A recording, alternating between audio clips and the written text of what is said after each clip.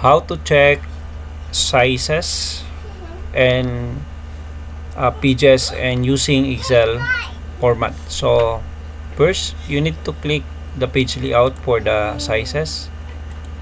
After clicking the page layout, click size. Then dito makita is naka-letter siya 8.5 by 11. So may legal size naman sa baba which is 8.5 by 14. So gusto mo ng long bond paper, so pwede kang maggawa dito ng more paper size. Pero dito sa akin may 8.5 by 13 na yung sa legal long bond paper size natin. So 8.5 by 13. So click 8.5 by 13. So itong broken line na ito yung ibig sabihin ito yung first page which is a long bond paper.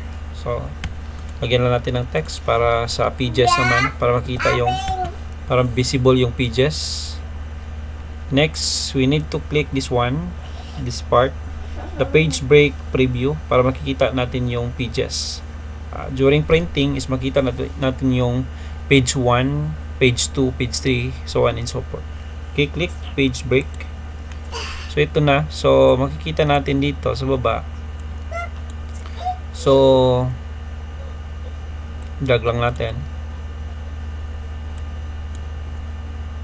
So in the size bond paper or long bond paper, so meaning for the page 1, kung gusto mong page 2 lang yung mag-print sa kabila, is ganito lang. Okay, para yung page 1 tsaka yung page 2.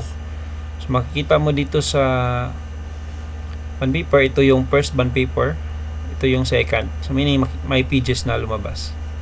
So yun lang, thank you.